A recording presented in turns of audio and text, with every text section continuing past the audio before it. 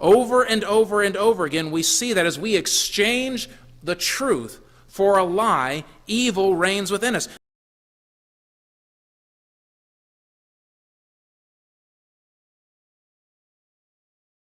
Again, the text that we're going to be focused on this morning is in Romans chapter 1, verse 18. And in this, Paul is laying out his case for the gospel. Paul lays this out very systematically. He's going to start talking about all people, and then, of course, then he'll talk about the Jews and talk about how both non-Jews and Jews are condemned before God, how they are without excuse. And he starts out with saying that the wrath of God is revealed from heaven against all ungodliness and the unrighteousness of men, who by their unrighteousness suppress the truth. In other words, because people desire to be unrighteous, because they desire to do evil, they suppress the truth. They suppress the truth about God. What does it mean to suppress the truth? I've said this a number of times. When it's talking about suppress, it means holding down the truth. Paul later on says that they exchange the truth about God for a lie. And the reason why people do this, the reason why people will suppress the truth or why they will exchange the truth for a lie is because of their unrighteousness.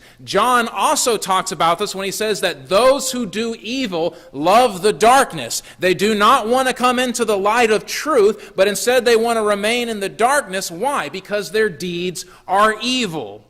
In other words, when we desire to do evil, when we are living in unrighteousness, the way that we justify ourselves is by lying to ourselves and eventually lying to other people. And in the story of the emperor's new clothes, this is what the emperor was doing. He wanted to justify himself and not appear foolish. He wanted to see that he could see the clothes.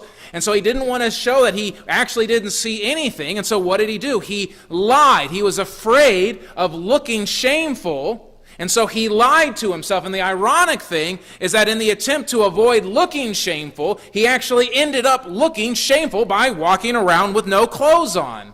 And we do the same thing. We lie to ourselves to try to justify ourselves for our own sin. And we can do this in a number of ways. And when I say we here, I'm talking about humanity, our world, our culture. And we have done this throughout the dawn of time. From Adam and Eve, when they first sinned in the garden, we have been lying to ourselves.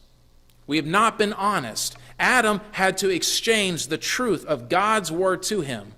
Remember what God said? God said, if you eat this fruit, you will die.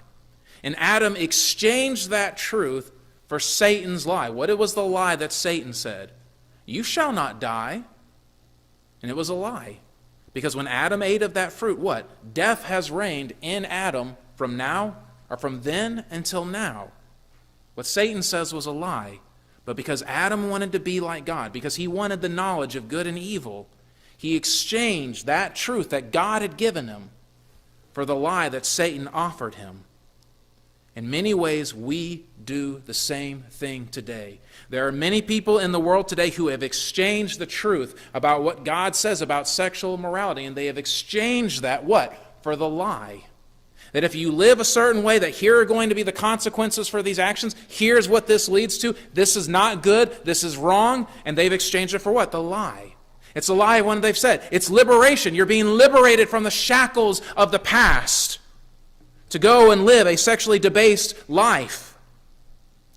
People will lie to themselves about financially spending and being materialistic. It's okay to be materialistic. You need to reward yourself. You need to take care of yourself. And so they will get more and more things for themselves.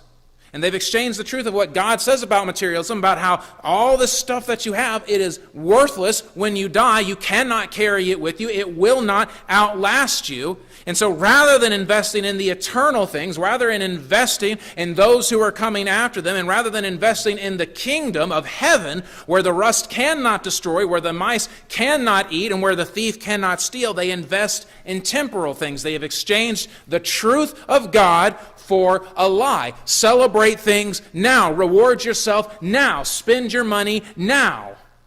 And many people have suffered and paid the price for believing this lie. Over and over and over again, we see that as we exchange the truth for a lie, evil reigns within us.